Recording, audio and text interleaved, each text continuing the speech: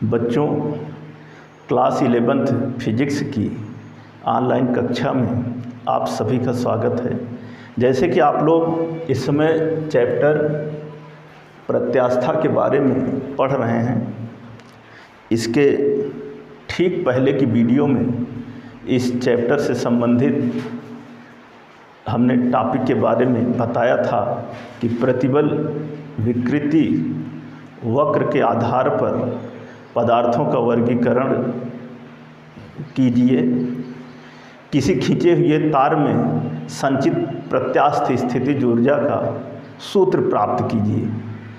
इन टॉपिकों के बारे में इसके ठीक पहले की वीडियो में हम आप लोगों को बता चुके हैं। इसी क्रम में आज की इस वीडियो का जो पहला टॉपिक है वह है परमाणविक मॉडल के आधार पर प्रत्यास्था की व्याख्या। थ्योरेटिकल टॉपिक है, इसकी व्याख्या करनी है। तो होता क्या है कि इस मॉडल के अनुसार प्रत्येक पदार्थ जो है वह परमाणुओं से मिलकर बना होता है। एक ठोस क्रिस्टल के परमाणु समव्यूह के रूप में वैद्युत बलों द्वारा जुड़े होते हैं। मतलब इस प्रकार जुड़े होते हैं जैसे कि स्प्रिंगों द्वारा वो परस्पर जोड़ दिए गए हैं। साधारण परिस्थितियों में किसी ठोस का अंतर परमाणविक बल जो है, या कह सकते हैं कि साधारण परिस्थितियों में किसी ठोस के जो परमाणु हैं वो साम्यावस्था में होते हैं। जब उस ठोस पर कोई भी बाह्य बल लगाया जाता है तो उस ठोस के जो परमाणुओं के बीच की दूरी है वह कुछ बढ़ जाती है, जिससे उन परमाणुओं के बीच प्रत्यास्था के कारण आकर्षण बल कार्य करता है। और जब उस ठोस पर लगने वाले बाह्य बल को हम हटा लेते हैं तो उस दशा में प्रत्यास्था के कारण वह परमाणु पुनः अपनी प्रारंभिक अवस्था में वापस लौट आते हैं। लेकिन जब उस ठोस क्रिस्टल पर बाह्य बल के मान को बहुत अधिक बढ़ा दिया जाता है या बढ़ा दिया जाता है तो वैसी स्थिति में जो ठोस क्रिस्टल के आंतरिक परमाणुओं के बीच की दूरी जो है वह बढ़ जाती है, और ऐसी स्थिति में उन परमाणुओं के बीच लगने वाला आकर्षण बल जो है वह नगण्य हो जाता है। कहने का मतलब एक सीमा तक जो है वह ठोस के भीतर परमाणुओं के बीच आकर्षण बल जो है कार्य करता है। इसी सीमा को ही, इसी प्रत्यास्थ सीमा को ही प्रत्यास्था की सीमा कहते हैं। तो फिर से आप इसको सुनिए। हमने कहा कि इस मॉडल के अनुसार प्रत्येक पदार्थ जो है वह परमाणुओं से मिलकर बना होता है। किसी ठोस क्रिस्टल के परमाणु एक समव्यूह के रूप में वैद्युत बलों द्वारा इस प्रकार जुड़े होते हैं जैसे कि वह परस्पर स्प्रिंगों द्वारा जोड़े गए हों। साधारण परिस्थितियों में किसी ठोस के जो आंतरिक परमाणु हैं वह साम्यावस्था में होते हैं। जब उस ठोस पर बाह्य बल लगाया जाता है तो ठोस के आंतरिक परमाणुओं के बीच की जो दूरी है वह कुछ बढ़ जाती है, जिससे उनके बीच में आकर्षण बल कार्य करता है। जब उस ठोस पर लगने वाले बाह्य बल को हटा लेते हैं तो वह उस ठोस के जो परमाणुओं के बीच आकर्षण बल के कारण वह परमाणु जो है पुनः अपनी साम्य अवस्था में वापस लौट आते हैं, अपनी प्रारंभिक अवस्था में वापस लौट आते हैं। जब उस ठोस पर बाह्य बल को और बढ़ाया जाता है तो उस ठोस के भीतर परमाणुओं के बीच की दूरी बढ़ जाती है, मतलब इतनी बढ़ जाती है जिससे कि उनके बीच लगने वाला जो आकर्षण बल है वह नगण्य हो जाता है। अर्थात एक सीमा तक तो बाह्य बल लगाने पर परमाणुओं के बीच जो है आकर्षण बल कार्य करता है, लेकिन एक सीमा के बाद जो है बाह्य बल लगाने पर परमाणुओं के बीच आकर्षण बल जो है वह नगण्य हो जाता है। तो प्रत्यास्था की इसी सीमा को ही, जिस सीमा तक बाह्य बल लगाने पर जिस सीमा तक ठोस के भीतर परमाणुओं के बीच आकर्षण बल कार्य करता है, उसी सीमा को ही प्रत्यास्था की सीमा कहते हैं। तो यही है परमाणविक मॉडल के आधार पर प्रत्यास्था की व्याख्या। अब इस चैप्टर से संबंधित इस चैप्टर का अंतिम टॉपिक आप देखिए, दो क्लैंपों के, अगला टॉपिक है दो क्लैंपों के बीच, दो क्लैंपों के बीच तने तार को ठंडा करने पर, तने तार को ठंडा करने पर उत्पन्न बल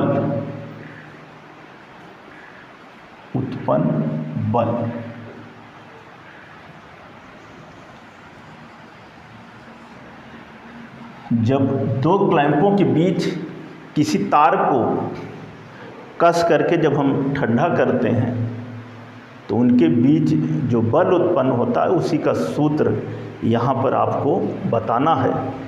होता क्या है कि जब किसी तार के दोनों सिरों को दो क्लैंपों के बीच कसकर जब उसको ठंडा कर देते हैं, क्लैंपों का मतलब दो सिरा या दो पेंच, जैसे एक सिरा यहाँ पर है और एक सिरा यहाँ, एक पेंच यहाँ पर है, एक पेंच यहाँ पर है, जब इनके बीच में हम किसी तार को ऐसे कस देते हैं, एक सिरे को एक क्लैंप से दूसरे सिरे को दूसरे क्लैंप के बीच हम जब इसको कस देते हैं और कस करके जब इसको ठंडा करते हैं तो उस दशा में ये जो तार है इन क्लैंपों पर भीतर की ओर बल लगाता है। कहने मतलब यह तार जो है इस क्लैंप को अपनी ओर खींचता है दोनों सिरों पर, और प्रतिक्रिया स्वरूप जो है एक क्लैंप जो हैं, ये जो पेंच हैं, ये भी इस तार पर बाहर की ओर जो है वह बल लगाते हैं, जिससे तार में एक प्रतिबल उत्पन्न हो जाता है और जिसे तापीय प्रतिबल कहते हैं।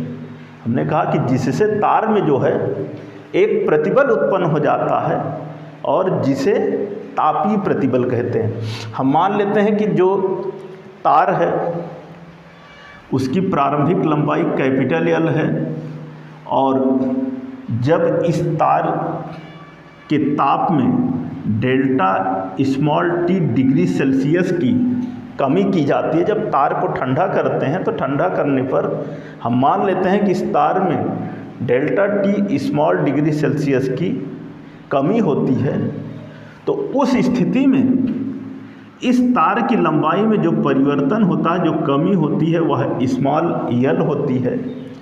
यदि तार का जो रेखीय प्रसार गुणांक है वह अल्फा है, तो उस दशा में सूत्र एक होता है रेखीय प्रसार गुणांक रेखीय प्रसार गुणांक बराबर लंबाई में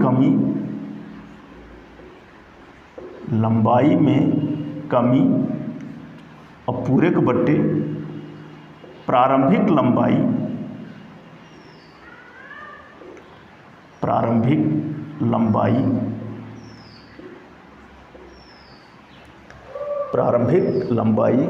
और गुणे ताप में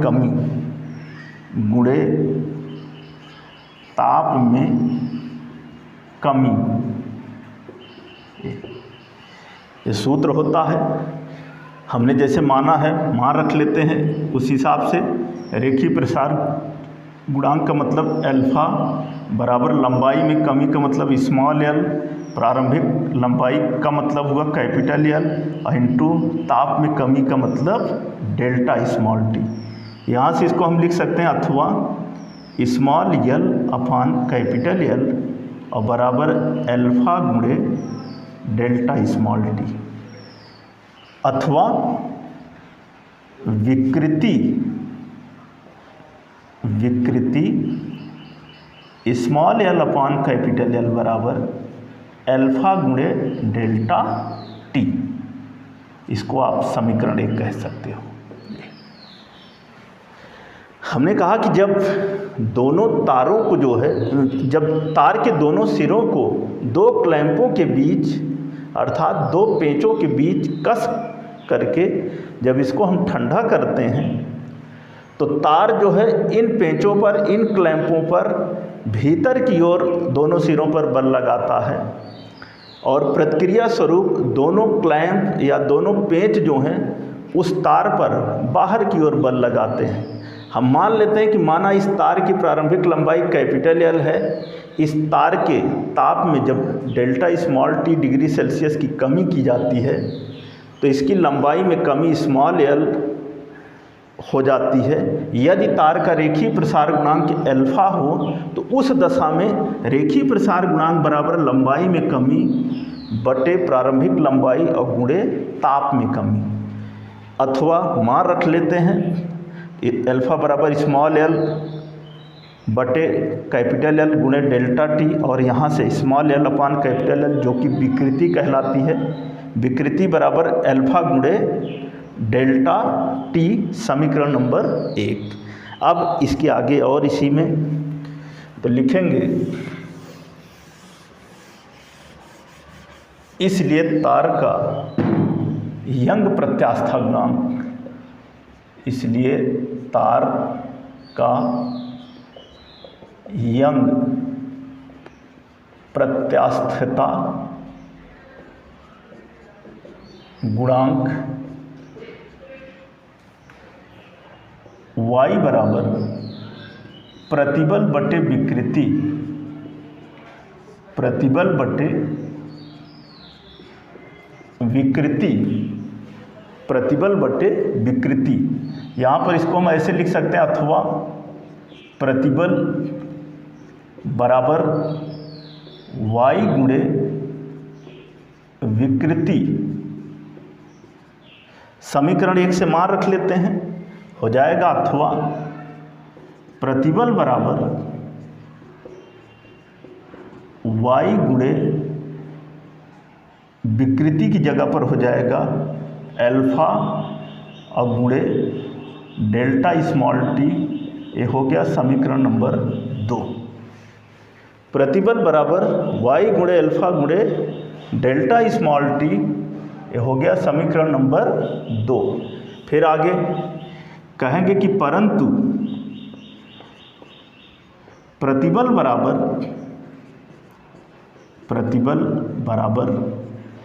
बल बटे क्षेत्रफल,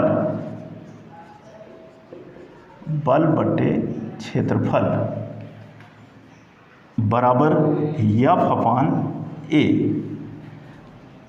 अथवा बल F इक्वल टू प्रतिबल और गुणे A, प्रतिबल गुणे A।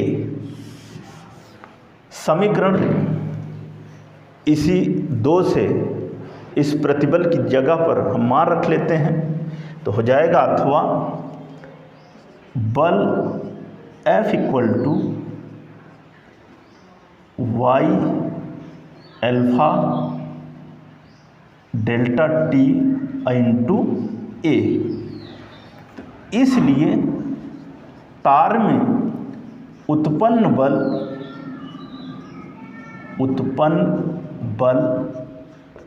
F बराबर हो जाएगा Y A alpha delta T. यही है दो क्लैंपों के बीच तने तार को ठंडा करने पर उत्पन्न बल का सूत्र या व्यंजक। तो इसके पहले जैसे कि अभी समीकरण 1 में हमने विकृति प्राप्त किया था, विकृति small L upon capital L बराबर अल्फा गुणे डेल्टा टी। उसके आगे बढ़ाया कि इसलिए तार का यंग प्रत्यास्था गुणांक y बराबर होता है प्रतिबल बटे विकृति, अथवा प्रतिबल बराबर y गुणे विकृति, अथवा प्रतिबल बराबर y गुणे विकृति। विकृति का मान समीकरण 1 से रख दिया तो y into alpha into delta T ये आ गया, ये समीकरण 2 हो गया।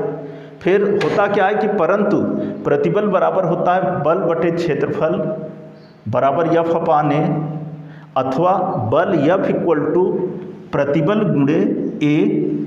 समीकरण 2 से मान रखने पर, जब 2 से मान रखा प्रतिबल का मान, तो हो गया बल F बराबर वाई अल्फा डेल्टा टी गुणे कैपिटल ए। तो इसलिए तार में उत्पन्न बल F equal to Y A alpha delta T, यही आपका समीकरण नंबर 3 है। और यही समीकरण 3 का जो सूत्र है वह है दो क्लैंपों के बीच तने तार को ठंडा करने पर उत्पन्न बल का सूत्र। तो बच्चों, ये जो टॉपिक है जो अभी मैंने बताया, दो क्लैंपों के बीच तने तार को ठंडा करने पर उत्पन्न बल, यह इस चैप्टर का अंतिम टॉपिक है। इस तरह से आज की इस वीडियो क्लास में ही इस चैप्टर की थियरी जो है वह समाप्त होती है। इस चैप्टर के आंकिक प्रश्नों के साथ हम आपको अगली वीडियो मिलेंगे। धन्यवाद।